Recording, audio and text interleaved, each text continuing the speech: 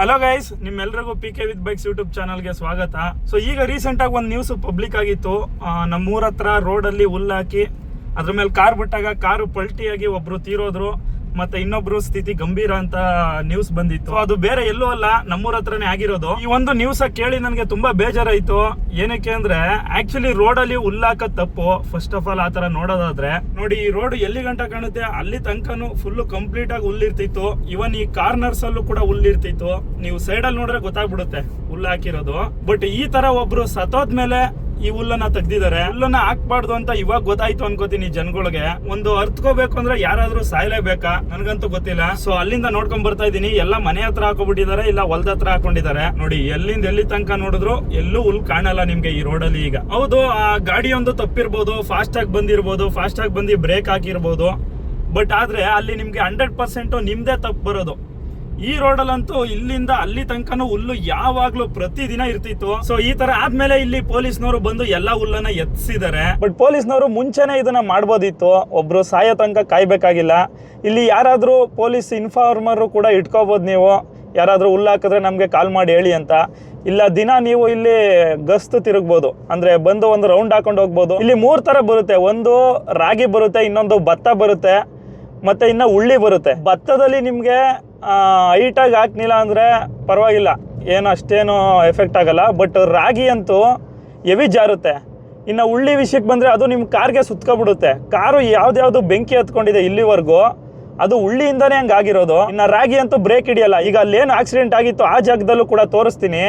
ಅಲ್ಲಿ ರಾಗಿಯಿಂದ ಅವರು ಹಂಗಾಗಿರೋದು. ನೋಡಿ ಇಲ್ಲಿ ಇವ್ರು ಇವತ್ತು ಮಾಡ್ತಾ ಇರೋದು. ಅಣ್ಣ, ಹುಲ್ಲು ಹಾಕಿ ಒಬ್ರು ಸತ್ತೋಗವ್ರೆ ಈ ರೋಡಲ್ಲಿ, ಮತ್ತೆ ಹುಲ್ಲು ಹಾಕೊಂಡು ಇದು ಮಾಡ್ತಾ ಇದ್ದೀರಲ್ಲ ಅಣ್ಣ.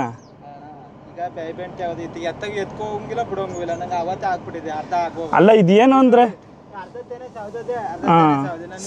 ದನನು ತಿನ್ನಂಗಿಲ್ಲ, ಇಲ್ಲ ನಾವು ತಿನ್ನಂಗಿಲ್ಲ. ಅಲ್ಲ ನಿಮ್ ಬಗ್ಗೆ ಏನು ಹೇಳ್ತಿಲ್ಲ. ಏನಂದ್ರೆ ಮಿಸ್ ಆಗಿ ಏನಾರ ಆದ್ರೆ ನಾವು ಸ್ವಲ್ಪ ಹಾಕಿ ಇಷ್ಟೇ ಇರೋದು, ಸ್ವಲ್ಪ ಹಾಕಿ ಎತ್ಕೊತಾ ಇದ್ವಿ, ಜಾಸ್ತಿ ಹಾಕಿಲ್ಲ. ಇನ್ನು ಇಲ್ಲಕ್ಕೆ ಇಲ್ಲ, ನಮ್ಮ ಹುಲ್ಲೆ ಬೇಗ ಹಾಕಬಿಡಿ. ಬರ್ತಾ ಇಲ್ಲ ನಮ್ಗೆ, ಇದು ಬರ್ತಾ ಇಲ್ಲ. ನಾವ್ ಏನ್ ಮಾಡೋದು, ನಾವು ದಿಕ್ಕೆಟೋಗಿ ಮಿಷಿನ್ ಇಲ್ಲ, ಇಷ್ಟು ಮಿಷಿನ್ ಹುಲ್ಲು ಬರೀಕಿಲ್ಲ ಅವರು. ಅಣ್ಣ ಬೇಗ ಎತ್ಕೊಬಿಡಿ, ಯಾಕೆಂದ್ರೆ ಏನಾರು ಆದ್ರೆ ಕೇಸು ಗೀಸು ಅಂತ ಆದ್ರೆ ನಮ್ಗೂ ಅವತ್ತಿಂದ ಹಾಕಿದೆ ಅರ್ಧ ಬರ್ಧ ಆಗ್ಬಿಡೋದು. ಹೌದು, ಕೇಸು ಗೀಸು ಅಂತ ಆದ್ರೆ ಸುಮ್ನೆ ಕೇಸ್ಗೆಲ್ಲ ತಿರಿಕೊಂಡು ಅವ್ರಿಗೆ ಕಟ್ಕೊಡ್ಬೇಕು ದುಡ್ಡು. ಹಾಕರೋದು ಇನ್ನು ಹಾಕದ ಇನ್ನು ಹಾಕಿಕೆ ಇರಕ್ಕನ ಈ ಒಂದು ಇಡೀ ಹುಲ್ಲೇ ಇರೋದು. ಇನ್ನು ಎತ್ತಗೂ ನಾವು ತಕೋಂಗೆ ಮಾಡಂಗೆ. ಹೌದೌದು. ಸೊ ನೋಡಿ, ಈ ತರ ಆದಾಗ ನಿಮ್ಗೆ ಏನು ಆಗ್ಲಿಲ್ಲ ಅಂದ್ರೆ ನಿಮ್ಮ ಅದೃಷ್ಟ. ನೀವು ಹುಲ್ಲನ್ನ ಒಕ್ಕಣೆ ಮಾಡಾಯ್ತು, ಎತ್ಕೊಂಡಾಯ್ತು ಅನ್ನೋ ತರ ಖುಷಿಯಾಗಿ ಮನೇಲಿರ್ಬೋದು. ಬಟ್ ಏನಾರು ಆಗಿ ಒಂದು ಆಕ್ಸಿಡೆಂಟ್ ಆದ್ರೂ ಇದು 100% ನಿಮ್ದೇ ತಪ್ಪು ಬರುತ್ತೆ. ಅವು ಹಿಂಗೆಲ್ಲ ಆಗ್ತಿದ್ವು ಹುಲ್ನ ಅಂದ್ರೆ ಈಗ ಒಂದು 10 ವರ್ಷದಿಂದ ಆಗ್ತಿದ್ವು ಈ ತರ ಎಲ್ಲ.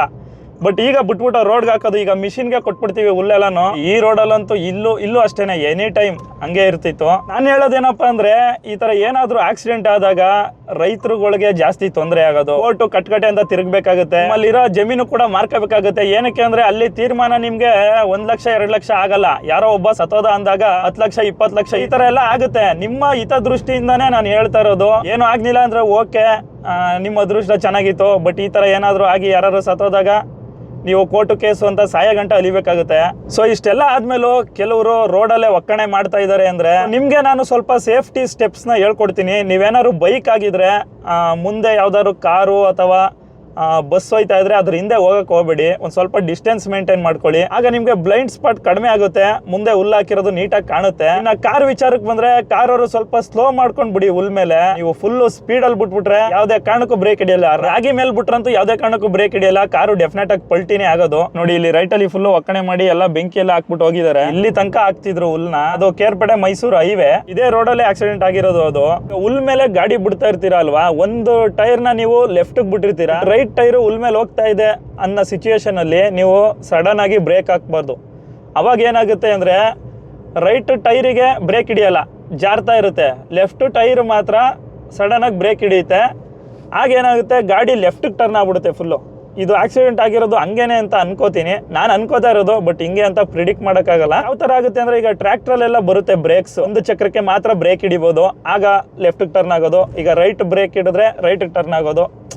ಸೊ ಆ ಥರ ಒಂದು ಚಕ್ರಕ್ಕೆ ಮಾತ್ರ ಬ್ರೇಕ್ನ ಎಂಗೇಜ್ ಮಾಡ್ಬೋದು ಟ್ರ್ಯಾಕ್ಟರ್ಗಳಲ್ಲಿ. ಹೊಸದಾಗಿ ಬಂದಿರೋ ತಾರ್ ಅಲ್ಲಿ ಕೂಡ ಇದೆ ಈ ಥರ ಬ್ರೇಕಿಂಗ್. ಇಂಟೆಲಿ ಟರ್ನ್ ಅಂತ ಬರುತ್ತೆ, ಒಂದು ಚಕ್ರಕ್ಕೆ ಮಾತ್ರ ಬ್ರೇಕ್ ಅಪ್ಲೈ ಆಗಿ ಸಡನ್ ಆಗಿ ತಿರ್ಕೊಬಿಡುತ್ತೆ. ರೋಡ್ ಮೇಲೆ ಹುಲ್ಲಾಕದೆ ತಪ್ಪು, ಹಾಕ್ಬಾರ್ದು ಅಂತ ಹೇಳ್ಬೋದು ನಾವು. ಬಟ್ ಇದಕ್ಕೂ ಮೀರಿ ಹಾಕೋರ್ಗೆ ಏನು ಮಾಡೋಕ್ಕಾಗಲ್ಲ. ಆಗ ನೀವು ಏನು ಮಾಡಬೇಕು ಅಂದರೆ ನೀವೇ ಸ್ವಲ್ಪ ಅರ್ಥ ಮಾಡ್ಕೊಂಡು ಓಡಿಸಿ, ಆದಷ್ಟು ಸ್ಲೋ ಆಗಿ ಓಡಿಸಿ ಹುಲ್ ಮೇಲೆ ಓಡಿಸ್ಬೇಕಾದ್ರೆ. ಮತ್ತೆ ಡಿಸ್ಟೆನ್ಸ್ ಮೇಂಟೈನ್ ಮಾಡಿ, ಒಂದು ಗಾಡಿಗೂ ಕಚ್ಕೊಂಡಂಗೆ ಹೋಗಬೇಡಿ, ಸಖತ್ತು ಸ್ಲೋ ಮಾಡ್ಕೋಬೇಡಿ ಗಾಡಿನ. ಯಾಕೆಂದ್ರೆ ನೀವು ರೋಡ್ ಮೇಲೆ ಬಂದಿರೋದು ವಾಪಸ್ ಮನೆಗೆ ಹೋಗೋದಕ್ಕೆ. ಮಿಸ್ ಆಗಿ ಏನಾರು ಆದ್ರೆ ನಿಮ್ ಫ್ಯಾಮಿಲಿಗೆ ಯಾರು ಹೊಣೆ ಹೇಳಿ? ಆಮೇಲೆ ನಾನು ಇನ್ನೊಂದೇನಪ್ಪ ಹೇಳೋದು ಅಂದ್ರೆ, ಈಗ ಅವರು ಸತ್ತೋಗಿದ್ದಾರೆ, ಒಬ್ರು ಸಾಯಿಸಿದ ಕರ್ಮ ನಮ್ಮ ಮೇಲೆ ಬರುತ್ತೆ. ಆಗ ಏನ್ ತಮಾಷೆ ಅಲ್ಲ, ಒಬ್ರು ಸತ್ತೋದ್ರು ಅಂದ್ರೆ ಆಲ್ಮೋಸ್ಟ್ ಮರ್ಡರ್ ತರನೇ ಅದು.